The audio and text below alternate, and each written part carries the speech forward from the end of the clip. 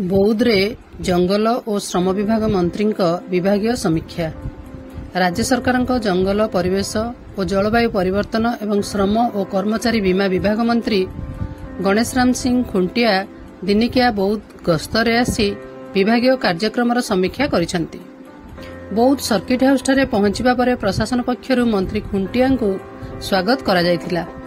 परे जिलापालଙ୍କ कार्यालय सम्मिलनी कक्ष ठारे अनुष्ठित समीक्षा बैठक रे बौद्ध भली कृषिभित्तिक जिले में सरकार निर्माण श्रमिक कल्याण योजना ठीक भाव में कार्यकारी हेउनथुवा नै मंत्री असंतोष व्यक्त करने सहित विभागीय अधिकारी को एने तागिद करथिले।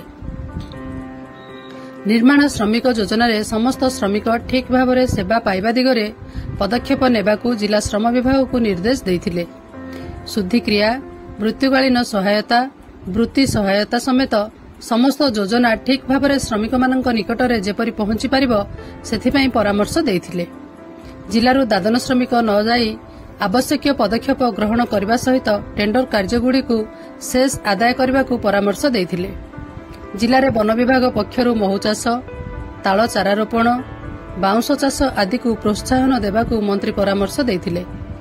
मर्जादकुद ठारे निर्माणाधीन वन विभाग जंगल पाई अधिक कर्मचारी एवं अनुदान जोगाई देबा, इको टूरिज्म विकास पाई आर्थिक सहायता जोगाई देबाकू विभाग पक्षरु मंत्री को दृष्टि आकर्षण करा जायतिला।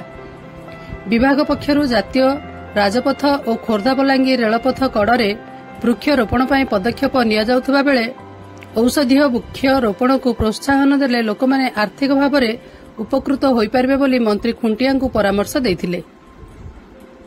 लोकंक निकटकू पहुंची सेमानक समस्या अनुध्यान करने सहित ताहार समाधान पाई पदक्षेप नेबाकू विभागीय अधिकारी मानकू परामर्श देथिले। एही बैठक में मंत्री व्यक्तिगत सचिव दिलीप कुमार महापात्र, जिला परिषद मुख्य उन्नयन तथा कार्यनिर्वाही अधिकारी अनिरुद्ध प्रधान, उपजिलापाल प्रभाष चंद्र दंडसेना, वनखंड अधिकारी देवप्रिय कंप, जिला श्रम अधिकारी सुशांत कुमार पाइकराय, केन्दुपत्र डीएफओ सुदर्शन बादी, राज्य प्रदूषण नियंत्रण संगठनर आंचलिक अधिकारी एवं समस्त सहकारी वन संरक्षक, रेंज अधिकारी, श्रम और कर्मचारी राज्य विभाग समस्त अधिकारी माने उपस्थित रहिथिले।